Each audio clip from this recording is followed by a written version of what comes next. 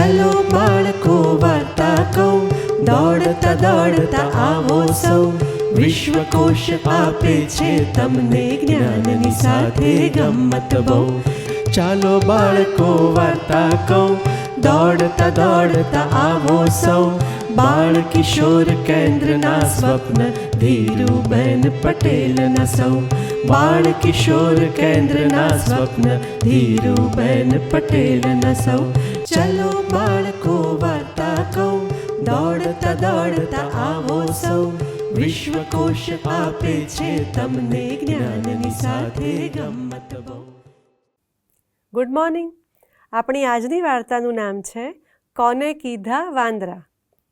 હવે એક જંગલ હતું. જંગલમાં જાત જાતના પ્રાણીઓ, વાઘ, સિંહ, શિયાળ, રીંછ, વાંદરા. આમ વાંદરા એ બધામાં ખાસ હતા, કારણ કે એમનો સ્વભાવ બહુ ચંચળ, બહુ જ તોફાની. એટલું બધું તોફાન કરે કે ક્યારેક કોઈના પૂંછડા ખેંચે, ક્યારેક ઝાડ પરથી ફળ તોડીને નીચે ફેંકે, ક્યારેક કોઈનું બનાવેલો માળો તોડી નાખે. કંઈ એને સરખું ગમે જ નહીં, તોડફોડ કરે જ રાખે. હવે એના તોફાની સ્વભાવથી આખું જંગલ કંટાળી ગયું હતું, કારણ કે એક વાંદરું નહીં, બધા વાંદરા આવા હતા. શિયાળે કહ્યું કે આ જો ને વાંદરો મને આમ કરે છે. તો થોડી વાર પછી પેલું જે હાઈના હોય ને જરાક, એ કહે છે કે મને પણ વાંદરાએ કાલે હું જતો હતો તો મારા હાથમાંથી મારું ખાવાનું ખેંચી લીધું. બીજો કે મને આમ કર્યું. ત્રીજો કે મને આમ કર્યું. બધા પ્રાણીઓએ વાંદરાની ફરિયાદ કરી. વાઘ કહે છે કે હું તો ઊંઘતો હોઉં ને તોય આવીને મારા પૂંછડા ખેંચી જાય છે, બહુ હેરાન કરે છે. હવે ફરિયાદ કરો સિંહભાઈને, આ તો નહીં ચાલે. બધા ગયા સિંહભાઈ પાસે. સિંહભાઈ, આ વાંદરું બહુ હેરાન કરે છે. વાઘનું બી કહેવું છે, શિયાળનું કહેવું છે. હવે તો સિંહ કે સારું, ચલો હું એને સીધો કરું છું, મારી પર છોડી દો. અને પછી વાંદરાઓ જે ઝાડ પર રહેતા હતા ને એની નીચે જઈને સિંહભાઈ લાંબા થઈને ઊંઘી ગયા. એ તો જંગલના રાજા હતા, એમણે તો સોલ્યુશન લાવવું જ પડે ને. એ નીચે ઊંઘી ગયા. વાંદરાએ ઉપરથી જોયું. બીજા વાંદરાને કહ્યું કે જો આ સિંહ ઊંઘે છે.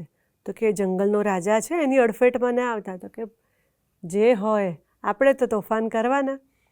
થોડી વાર પછી સિંહભાઈએ તો નસકોરા બોલાવવા માંડ્યા, ખોટા ખોટા.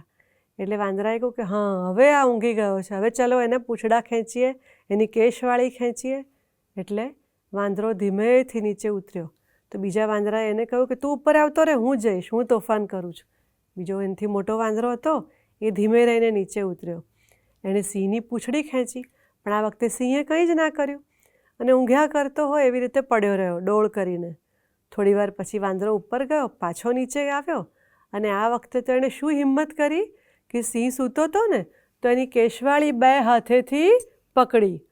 અને સિંહે ગર્જના કરીને તરાપ મારીને પકડી લીધો વાંદરાને બરોબર. હવે વાંદરા તો ગભરાઈ ગયા. વાંદરાભાઈ ઉપર વાંદરા ચીસો પાડવા માંડ્યા કે હવે મારો જીવ ગયો. પણ એણે શું બુદ્ધિ વાપરી, નીચે એક ઝાડની ડાળી હતી ને એ લઈને સિંહના નાકમાં નાખી. સિંહને આવી છીક એટલે એના હાથમાંથી વાંદરો છૂટી ગયો. વાંદરો ધડ દઈને ઝાડ પર ચડી ગયો. પાછો સિંહ નીચે બેસી ગયો. પણ આ તો વાંદરા, એને સિંહના નખ પણ વાગ્યા હતા તોય એ તો એનો સ્વભાવ છોડે નહીં. સિંહ જેવો આરામથી બેઠો ને એટલે આ ફરીથી નીચે આવ્યો અને આવીને એણે ફરીથી સિંહની કેશવાળી ખેંચી. અને આ વખતે સિંહ એને ધાપટ મારી અને વાંદરો ત્યાં પડી ગયો. અને વાંદરાભાઈના રામ રમી ગયા. સિંહભાઈએ એને વાંદરાની જાતને સીધી કરી નાખી. એ દિવસથી કે નામ પડ્યું કે આ તો અને કે કોને કીધા વાંદરા. એની પ્રકૃતિ એ ક્યારેય છોડે નહીં. એનો જીવ ગયો પણ એની પ્રકૃતિ વાંદરાએ છોડે નહીં. આને કીધા વાંદરા.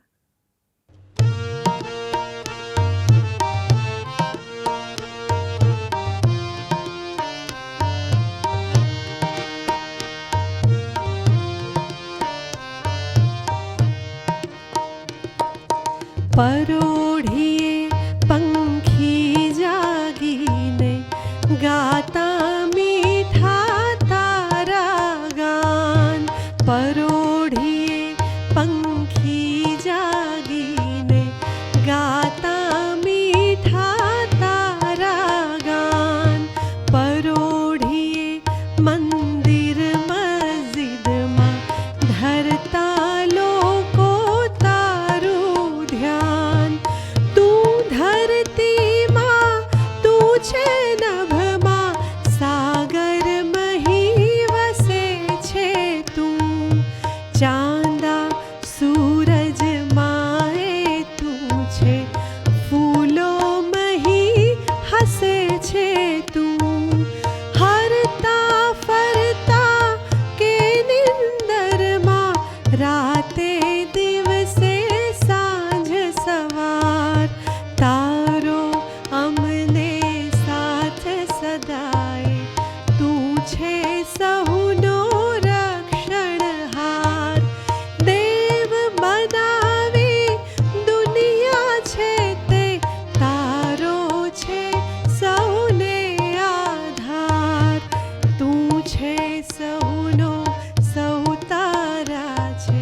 નમ